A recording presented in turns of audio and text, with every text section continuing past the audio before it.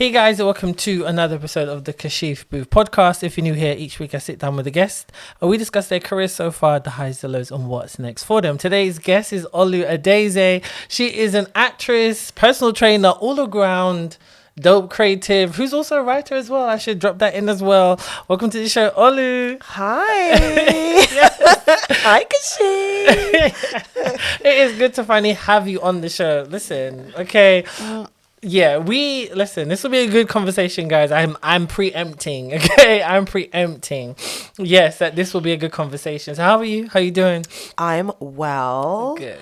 Life is lifing. But I'm happy to be here. And yeah, I'm good. I'm good. I'm in a really interesting crossroads place at the moment. So I'm very pensive about that, but in a good way. I feel the same way too. I'm in that mood as well. Listen, I was tweeting up a storm the other day because I'm I'm done with production. Yes. Because listen, I don't want my responsibility, and I just said this in my previous interview.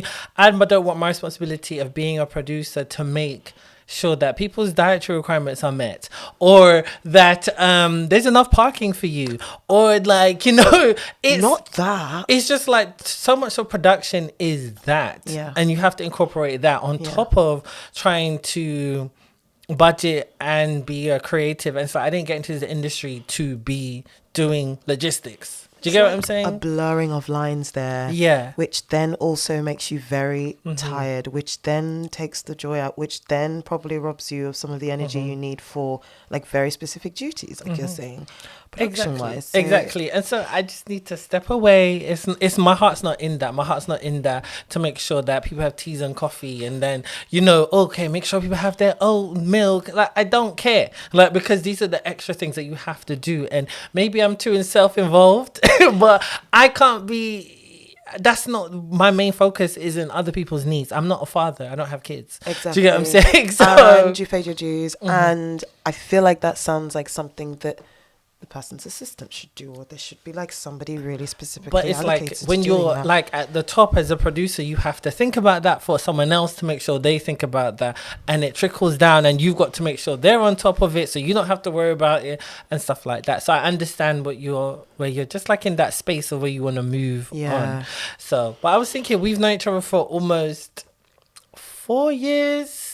Yes, but it doesn't feel it feels like longer. Yeah, but you said you heard of me before. I had heard of you from way before.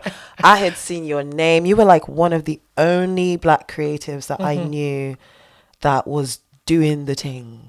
You say this and I'm just years what? ago. I was I need to actually check my email to see if I wrote to you, because I would have probably written in a really embarrassing message. I was actually really scared to approach you. I don't know if I ever told you this. You did. But I was shook. I was nah, I can't talk to him. He won't talk to me. I can't believe this. Because I remember when we connected, and then when I thought about it, I'm we've been in the same space before, because I knew of Screen Nation Awards, and I had worked it. I worked Screen Nation Awards as the person. I don't even want to. You know what? That's the story for another time, because I don't want to say this on the public platform. But basically, I worked as one of the staff on the Screen Nation Awards back in 2014. Okay. So, yeah, and so I knew of Screen Nation Awards, but then I didn't know they had a web award. And so the actress who I was working with closely at the time on my web series, Nate and Jamie, she was they've got this award show. What are you doing? Let's all go network, promote the show, stuff like that. So I was this is a good idea. So I went to the Digital Screen Nation is Media Awards. That's the one. Yeah, and in 2016, and I think you won. Didn't you win Best Actress? I was wow. I remember your face because you were just so shocked, but we didn't know each other, nor did we even speak. I just remember being in there. It's only years later where it clicked that, wait a minute, didn't you win this? That was wild. And then, funny enough, I won the following year. Year. Well, it wasn't. Was it 20? 18. 18, not 17. But they didn't have one in 2017. Yeah. But that was the following one. Yeah. So and it was just, I don't know, it just came to me like, wait a minute, I swear we've been in the same room before, but we just didn't speak. Also, at the time, I was really like, I mean, I was there, but there was so much I didn't know, and I knew of people, you know, and I think I was also like really conscious that I didn't have the right language. I was conscious of like saying the wrong things and embarrassing myself. So yeah, I was just like, because I just remember thinking, okay, I know that I could get this. Yeah. And then oh my God, easily. And then in a way, you just kind of, and sometimes as a Black creative, you kind of set goals in your head as to, okay, if I win this, then that's going to happen. And so I was like, okay, I could see myself winning this. Yeah. And then I did. So it's like manifesting that. But then when I did win that award, it didn't do anything for my career. It didn't like, go no, not as in like that's a bad thing, but it's like the Screen Nation Awards are essentially the Black BAFTAs. Yeah. So it's great to have that, but without the support and the backing from, you know, BFI, top industry, then it sort of like it kind of stops there, basically. Yeah, it kind of stalls because it's great to get recognized, but you want obviously your career to go to another direction. Yeah. So how did you get started as an actress? Ooh, I had always wanted to be creative, but I didn't know that it was something that you could do. And I remember when I was in college, I wanted to study like, I think it was something called media. And then I went to go and ask my dad because I just heard a little bit about it, but I was just like, yeah, sounds like something. I'm originally Nigerian, so you're either a doctor, a lawyer, or an engineer. And so even like watching the TV, I thought that, you know, like when you look outside and there's the sun or there are trees, I thought that like the TV was just a fixture of the earth like that, if that makes sense. So anyway, I then wasn't allowed to because my dad gave me the "you would die if you do that" look. And when I was at uni, a friend of mine came up to me and said, "You are literally like the quirkiest Black person I know," because I used to have like green hair, pink hair. I'd have like a fringe that was half short. And she had a student magazine that she was doing for her graduate project. So she was like, "Can you come and model for it? Because I don't know anybody else who will. Everyone around me is a Christian. They're really conservative and they probably won't do it." I was like, "Yeah, sure, I'll do it." Anyway, via that, and also at the time I was volunteering in this school for excluded students, and they had like drama workshops. So I then kind of stumbled into fashion because I posted those pictures on Facebook and everyone was like, "Ooh, oh, I know somebody who does this." And and I started looking at that. And then eventually I got this. And you know, you did things at a church. I'm not Christian anymore, respectfully, obviously. It was just spiritual.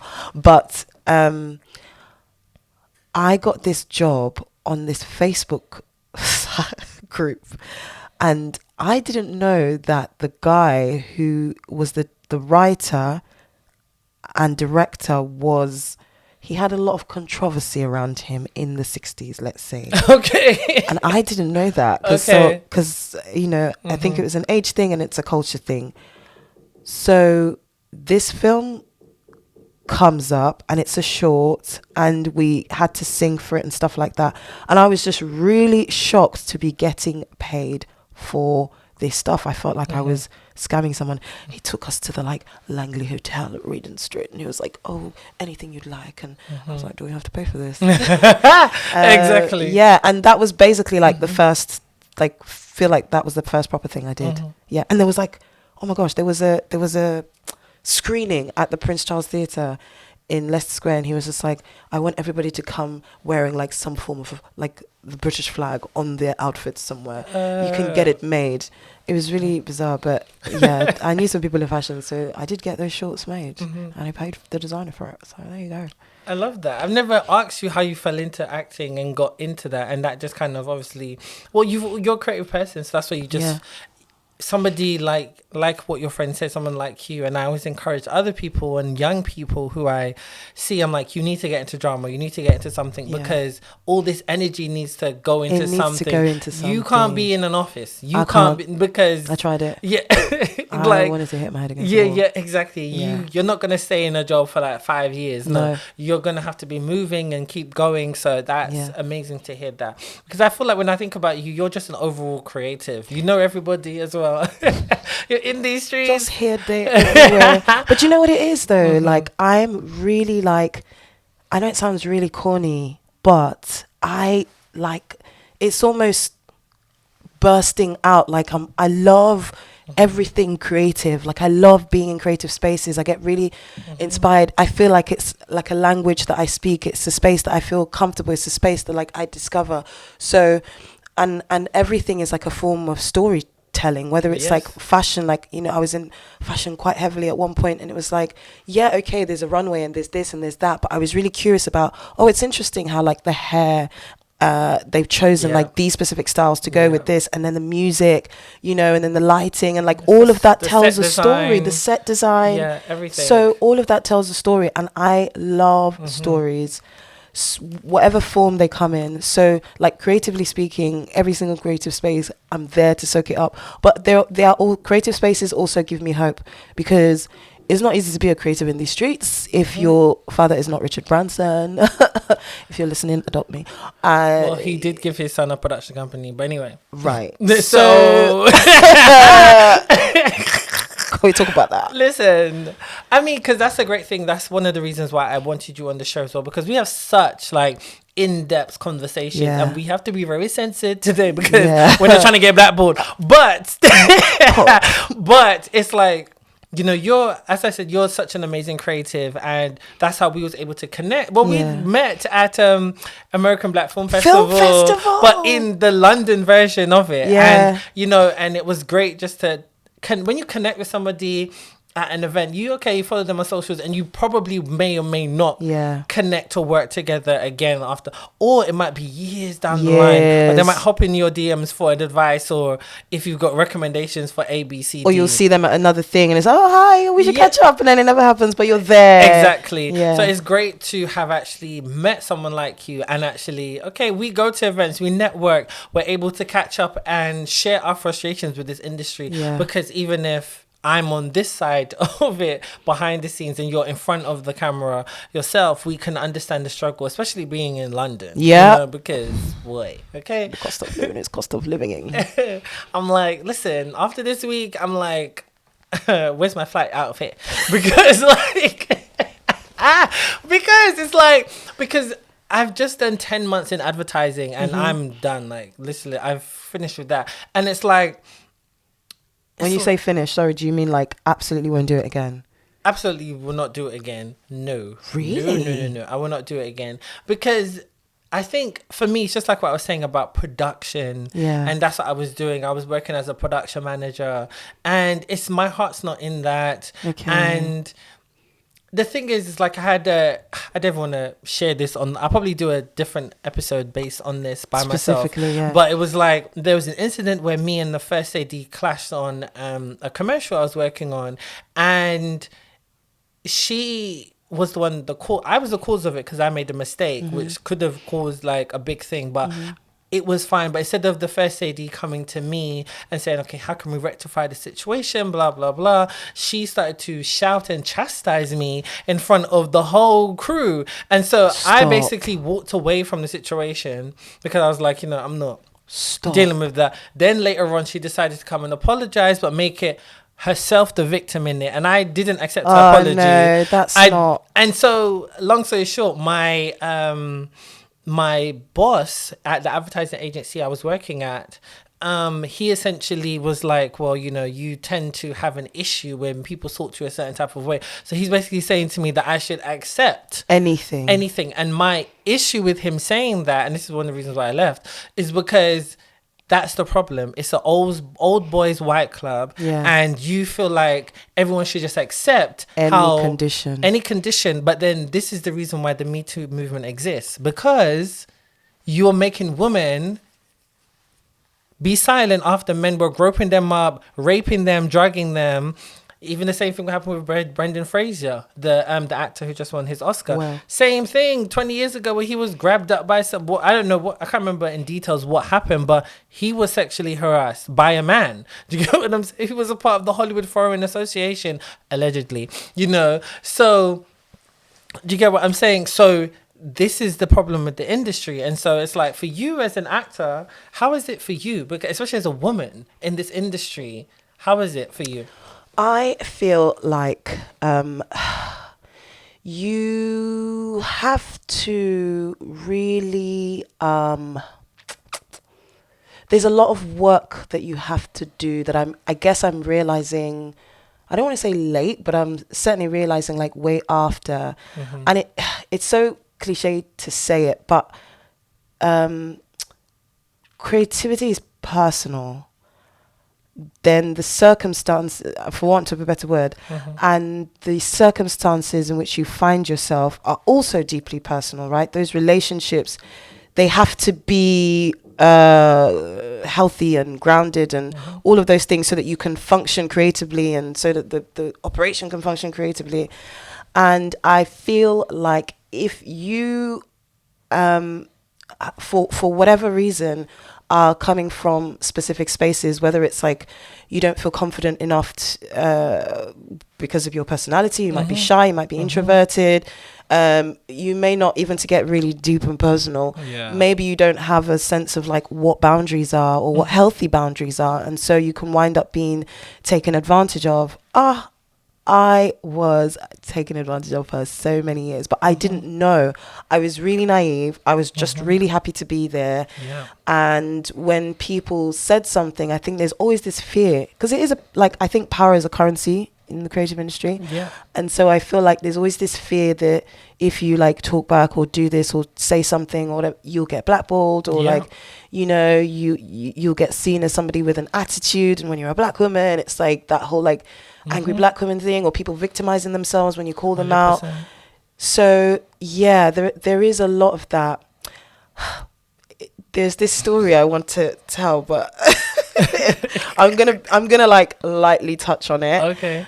I used to do a lot. I used to help somebody a lot, like years and years and years ago, on some of the first things that they did. And man, the way this person spoke to and about me was wild. But I don't think, I definitely know I wasn't as confident at the time. And I remember then there were a lot of things that they said and did, and it got to a head. It got really bad. Yeah. Anyway, parted ways, didn't say anything after some exchanges on by message. And then a couple of years ago, which was like way after, bump into them at a party and see them in the distance, don't say anything, I'm indifferent. Speaking to somebody else and they're like, oh, we've got this project that we want to do. Do you want to be part of it? I think you're really cool, blah, blah, blah. Okay. Anyway, this person walks over and they're like, oh, like Ola's really cool. Like, we should have her on the project. This person turned around and said, I don't want to have anything to do with this thing. Oh. Call me a thing. I was like, wow, that's cool. That's rather peak. That is so disrespectful. Let me just say that I saw this person within the last week, and it was a really interesting interaction. And I also think that I think they might have been surprised about me being in the space that I was. And I think that's another thing as well, isn't there? I think there's a lot of ego. There's a lot of like, but it's the thing is, it's non-linear. So when you treat somebody somehow, you don't know where they're going to be in a couple of, you know. But yeah, my experience has definitely been that. And I think it has definitely been a lot of bad experiences, unfortunately, and being spoken to in very particular ways that have made me now realize, I look back and I go, damn, like I really did accept a lot of crap. And you learn from it. You learn from it because like we're saying, the culture of this industry is very much, you got to take it. You got to accept it. This is how it is. It's never going to change, blah, blah, blah. And for me, it's like once I found my voice in the industry, I was like, well, I don't care. Like, what are they gonna do? What are they actually gonna do? You're gonna try and people say, well, they can blackball you. They can do that. They can. There's your truth, my truth, and then the actual truth. Yeah. So it's like, I love that. So it's like I can't feel afraid. Or if when I was in Sainsbury's and the manager was talking out the side of his neck and I didn't let him get away with it, why am I going to let you get away with it? Because you're a producer or you're the director or whatever. We can all be respectful to each other. Do you get what I'm saying? So I don't. That would be nice. Yeah, like, so wouldn't it help everything? Exactly. The synergy. I don't understand. So so essentially, so you like to downplay your success, and I don't know why. You're always hyping up everybody else, but you know, Olu has been in Top Boy, she has been on Adele, look, and that's probably just only the credits I know, okay? There's loads more she likes to keep under the rug. So how is it for you to be in those spaces, you know, working? You know, what's the audition process like? Like, what is it like? Oof. It's obviously changed a lot recently. Like there was that whole thing. It's kind of more in the States, but there's conversation here about like self-tapes and, you know, actors worrying about casting directors watching them and casting directors saying they do, and you know, because you could see a lot more people.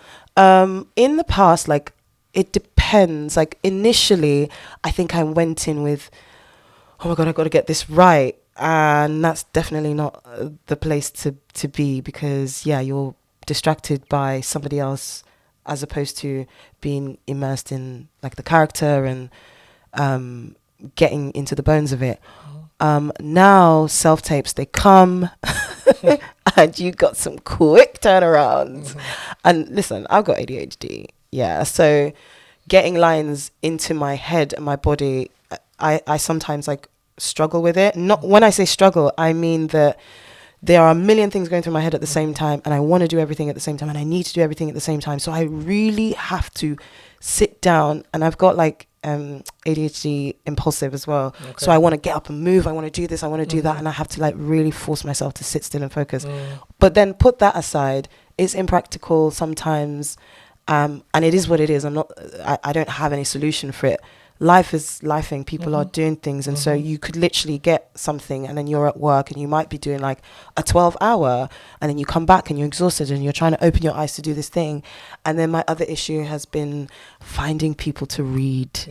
There used to be somebody that helped me that would come over, bless his heart. I love him so much. He booked me some great jobs with his help. And it was just, but also you have to find somebody to read who is, who doesn't make you feel some type of way if you like mess up a line, who is giving energy and is not just reading, I am going to the market.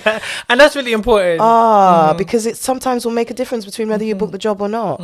And they also don't make you feel bad for taking it. Like, I do not like feeling like a burden. I will not do it. If you're just like, yeah, and I'm like, it's okay. It's all right. Or I know that the tape is going to be a bad tape, unfortunately, because I just know that you, after like 5 minutes, you want to leave, and I'm just like, okay, cool. So, and because I'm the opposite. Like, if an actor needs 2 hours, I'll give you 2 hours. Just make sure that you're comfortable. Get your best tape out, because when it's not a 9 to 5, so do your best tape. But anyway, the process for me is you receive things, quick turnaround, get it into your head. It is fun. It does teach you to like, you know, engage with material quicker and make strong decisions. But I'll be real. My biggest issue is like finding readers. Yeah. But when you do book a show like Adele and Top Boy and stuff, working like, in those spaces. Yeah, like how is it working? And like, my gosh. It is almost,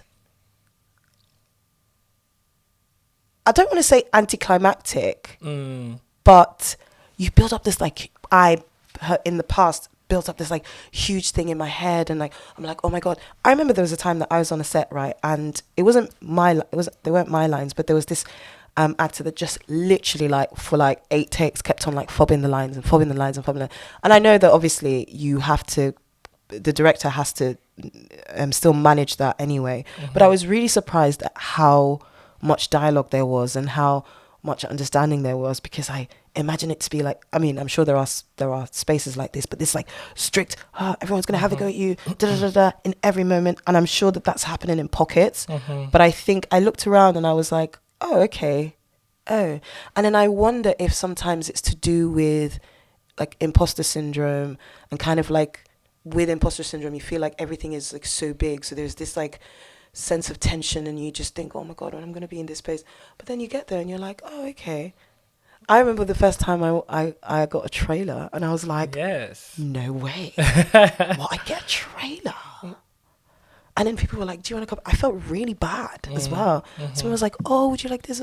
Can I? And I'm like, no, it's actually okay. Like, I'm just here to like do my job and go like read the lines and stuff like that. But it is fun. It's really nice being there. It's nice when you connect with people. Yeah, it's been brilliant. Yeah. Yeah, it's really good. And don't try to be humble. You were Deshane's lawyer in the most recent season of Not Top Boy. Deshane's a lawyer. What's it like for you? Like, because you're completely different to what I think a lawyer is. Yeah. So how was it for you to like tap into a lawyer, you know? Well, do you know what the funny thing? Yeah, I looked at that and I was like, that my mother will be proud, because, you know, they want you to be. I was like, that's the closest I'm going to be to being a lawyer. But one thing that, and everybody knows, is that I studied commercial law at university. Oh, okay. Yeah.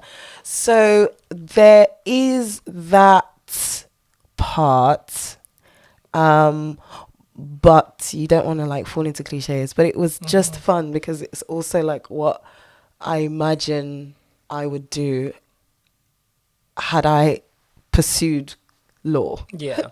And if you weren't a creative and you were playing Jane, but you're not playing Jane, that's not. But, you know, speaking of cliches, what you said about, you know, being like a lawyer, because when you look at a lot of TV dramas, especially British TV dramas, I think they are leaning to casting a lot of black people to be lawyers.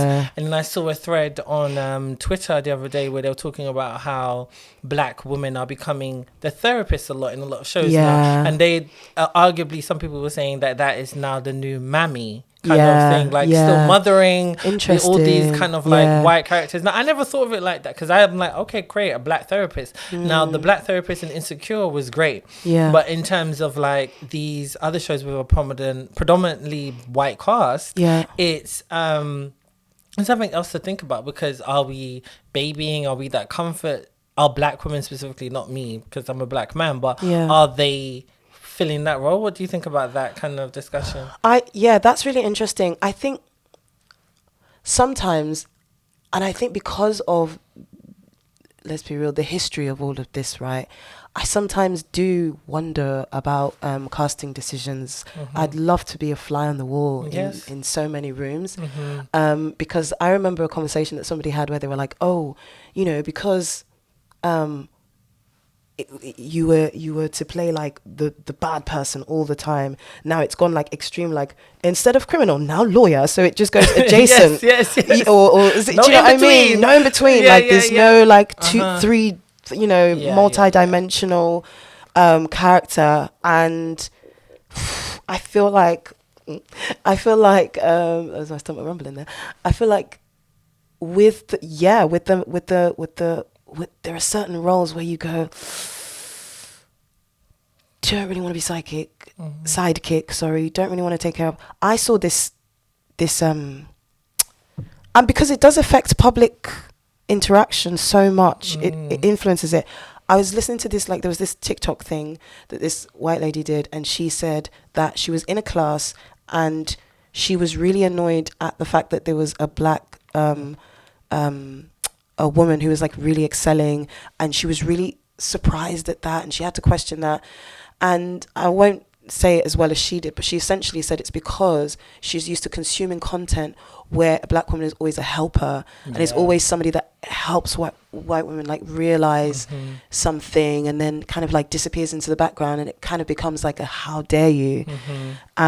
So yeah, I think that those things sit in people's subconscious, like it sits in the general subconscious, whether we like it or not. And it sits in the subconscious of people who are casting and people who are producing. And I think that that's definitely a question to ask, like when you're creating a role, whether it's like this kind of, it's like when people say, I'm a glorified something. Like, Okay. you know, so my friend would joke like, oh, I'm just the glorified cleaner in this place. You know, everybody would be like, yes, oh my God, you're so amazing. But all I'm doing is like clearing up after you guys kind of thing. Do you know what I mean? So it's like, yeah, you don't want to become a glorified mommy in certain positions.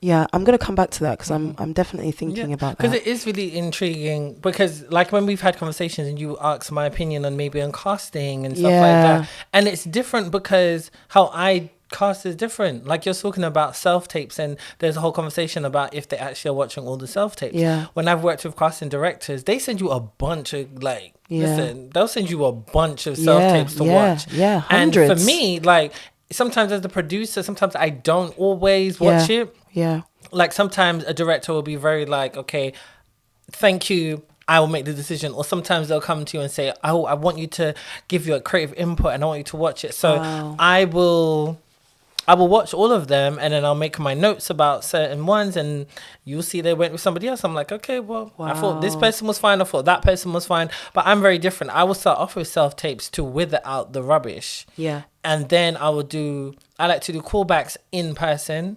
Okay. To see how they are, because I've had too much drama. Ooh. And I'll be very honest, some actors, listen. Oh, I've seen it, don't worry. Listen, and the high maintenance, the diva-ish behavior. It's so too much. I need to get your vibe. Yeah. I need to get your vibe as a person. Yeah. You could be the best person for the role, but if I'm getting a weird vibe, you're gone. You're off. Yeah, and then I need to see how your chemistry is going to be with, because the last few projects that I have done, I've already had the main cast members already casted, so I'm able to do a chemistry read with you and them straight away, and that even further determines how the casting process is going to be. Yeah. And for how my projects usually have been, I've basically essentially been the showrunner, so the director's working with me to fulfill my vision. So we're in that same boat together. Yeah. Because they're not coming in to like take over when I've like interviewed a director and I said, this is what I want, can you do it? If you don't get it, then okay, I'm on to the next. Okay. That's how it's tend to have been.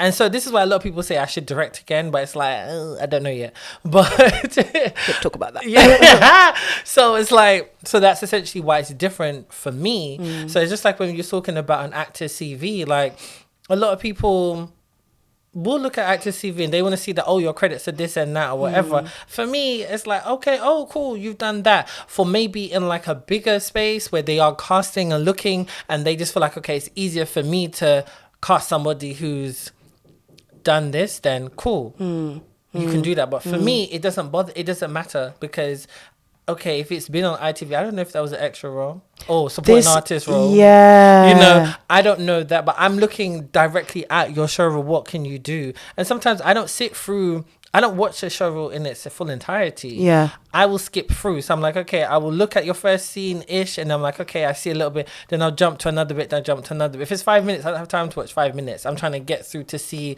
are you worth me sending you the spec script for you to do it? I need to see what points is to see, okay, do you remind me of this character? Oh, I can see you playing it. Or if not, how's your performance level? Okay, it's looking a bit shaky there. Or it's like, okay, I see the strong parts there and stuff like that. And I always try to challenge actors.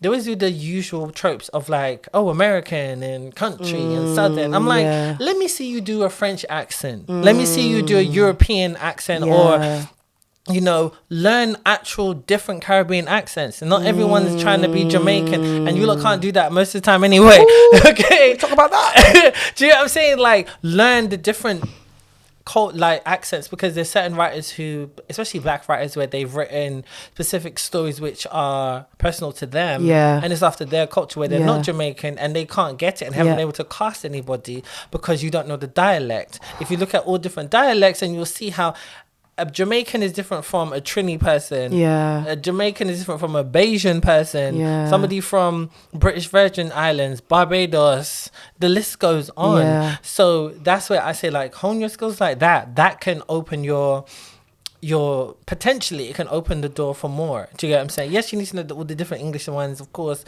because look, black people are everywhere, so we need that representation outside of London as well. So that's what I always want to try and tell actors when they ask me that, and I always ask actors what you want to work on, what's the type of roles you want, but then you don't want to put yourself in a box as well, especially as black women in this country. Like, I'm still not, there's a lot coming, like Rylane's very exciting. Yes, that's finally another black rom-com. It's crazy that we're only just seeing the birth of that in 2023. Big 2023. It's ridiculous, because that's why I always jokingly say, like, we're 40 years behind America, because listen, their black rom-com started in the 80s, for goodness sake, or 70s technically. It's been like 50 years, and only now in England.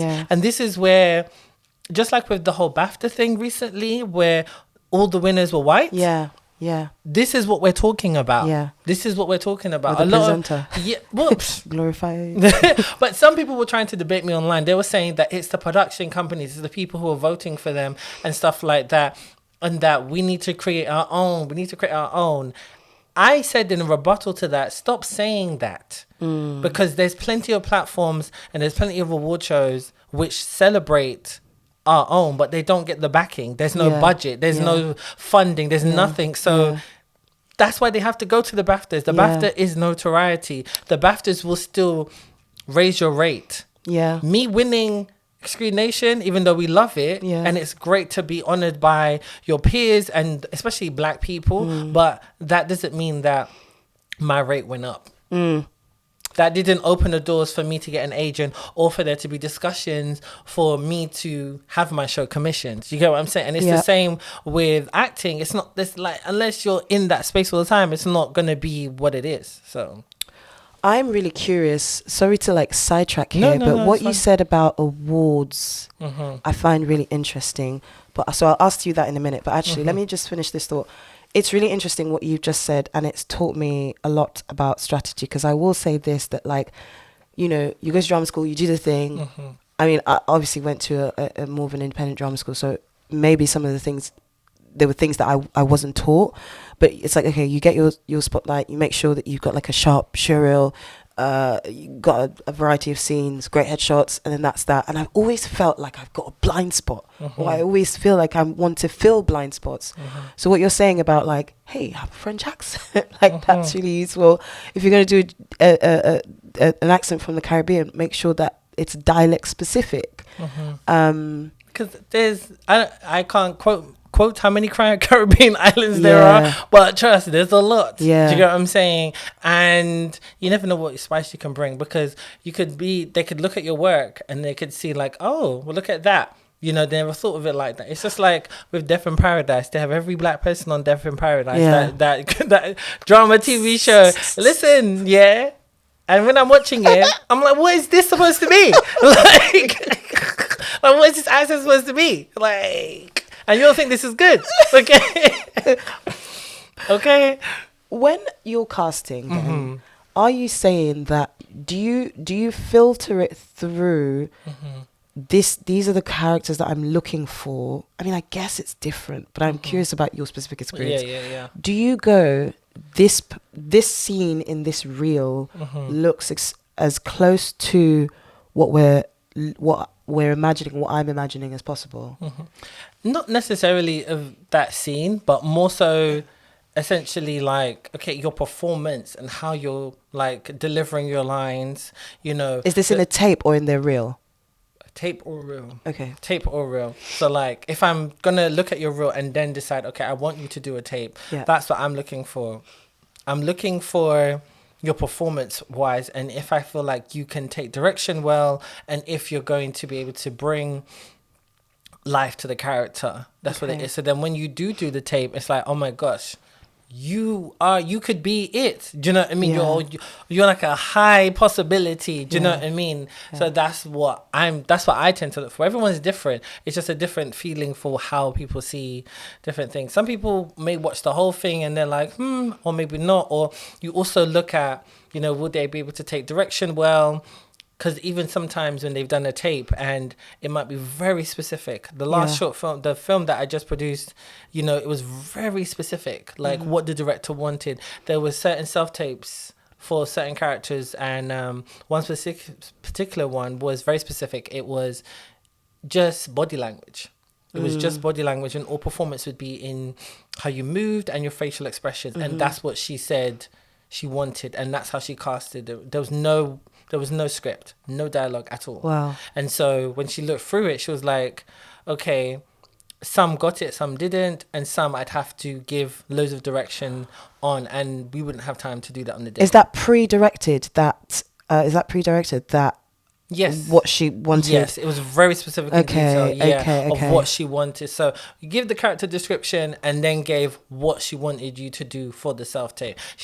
We didn't have the script at the time because it was a very tight deadline. Course. But sometimes you might just give a script, but this wasn't. It was very specific about what it was. So I've worked with, Serafina. Yes. Like when we did Talia Versus, it was very specific as well. She had them learn a monologue for different shows or plays and stuff, and that's how she casted, and they didn't read any of the script until they got casted, and we were doing rehearsals and table reads. So every person has their own way of doing things, and that's how for them to see if they can envision you as playing the character. That's so interesting. That's really interesting. Also, when you get, because I'm often curious, sometimes like a script will come, and then of course you have the character description or bio breakdown, and then you have like a script, but there's always there's sometimes a conversation, like I'll be doing a self-tape with a friend, and it will be like, okay, you could take this direction or that direction, what feels closest, and you don't have like the whole context because it's an excerpt, right? Or it might not even be the script, it might be something similar, or maybe an energy that they're looking for, but you can kind of get stuck in asking or thinking to yourself, what direction are they looking to go in? How specific? If I make this too specific, is it going to lean away from what they're looking for? So it's really and that's the catch-22, because it's hard because you won't know what they're looking for, but then sometimes you might watch a tape and it's like, oh, you've done that differently. I like the way you've done that.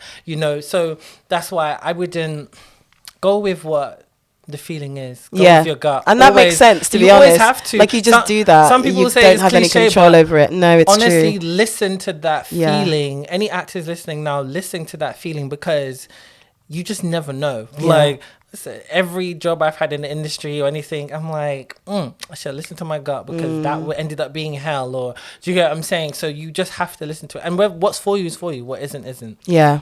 So, yeah. Sharpen the muscle of intuition. Exactly. Yeah. Exactly. What do you feel about award shows? Because I was reading something the other day and they were saying that there's something called an Oscar curse, quote unquote. Oh yes, I've heard about this. Yeah, so I was really curious about that because the article like listed like a few names and stuff like that, and it was like, after this they didn't work and and so like, maybe it's a good thing, and but then the thing is, people look at, like I'm saying to you about, well, I said it's very specific about who's winning and what direction it's winning. So it's like, okay, if it's somebody behind the scenes, like a writer, director, whatever, it doesn't tend to like, okay, they diminish their career because they're always going to get work. For an actor, it's different because you've reached that pinnacle moment of, okay, you've won the Oscar. So it tends to be, okay, your career is going to take off even more. Now you're doing much. But like Halle Berry, she won her Oscar. Yeah. She wasn't in any type of movies. What was getting her back to the Oscar again. Yeah. But why? Who knows why? What was the direction of her career in her team? There's so many different factors to that. There was some misses, what she did, like Catwoman was critically panned, and now it's got a cult following now, that film. Yeah. And most films were flop. That happens to them, and stuff like that. I mean, what was the woman who won for Black Swan? Natalie Portman. Natalie Portman. I mean, Black Swan is amazing. Oh my God, yeah. But her career, but then it's like, it's always, the way how I look at it is how do you define the success? Because if you're determining your success on what other people deem a success, then that's where you lose. That's the problem. So it's like, Halle Berry could be fine with where she is in her career. Yeah. Do you get what I'm saying? is already a legendary actress. She's the first woman of color to win Best Actress at the Oscars. We just saw Michelle Yeoh just win, and she's the second woman of color 22 years or 21 years after Halle Berry did it. So it's wild. Regardless of what people may think happened to Halle Berry's career, she's already a legend because of what she achieved. So I just feel like when you determine your success based on what other people deem success, that's where you lose. I think when I'm talking about like what it does for your career, that's what we know as people in the industry, especially when you're trying to further your career. Like, you know, you look at those awards as, okay, this is what the next step is, but when we get to that point, it's because we've already been given the opportunity to get there. So that's the notoriety of here's the success and here's all the hard work being paid off. If we're going to get an award now which can open the door to get us a BAFTA, then that's the road to success, you know, because essentially like a BAFTA Oscar is the end goal. But then it's like, I was just saying this in my previous episode, is like, as a creative, we tend to always have more we want to go and achieve. So it's like you may win the Oscar and then you may want to get an EGOT. You may want to do something else. There's always something else that you're doing. So it's like, but at the same time, you can't get lost up in awards. No. It's more so like talking about like, okay, how we getting the break? Where's our break in it? And that's the problem. It's like, where's our break? To even be in the room to have those conversations and stuff like that, because we see how the Oscars are playing in Angela Bassett's face twice now, right? So that is the thing. So she doesn't need the Oscar, but she deserved the Oscar because it's still number one. And it's that's what it is. It's currency of power as well. And it's how you get paid. Is how you get paid. And this is what people keep saying. It's like, so as much as I'm probably like counteracting what I'm saying, but it's like, I understand the importance of it, but I understand why you can't go after that. Because it doesn't define you, but at the same time, you need to be in those spaces because that's what's going to get you paid your worth. And so it's just such a thing. So that's why, like what I mentioned, where when Black people or other people of color are saying we need to create our own platforms, yes, we can do that and honor them. But I'm telling you, you've got the NAACP Image Awards in America, which is obviously the top tier Black award show in America, which honors everyone and gives them their dues.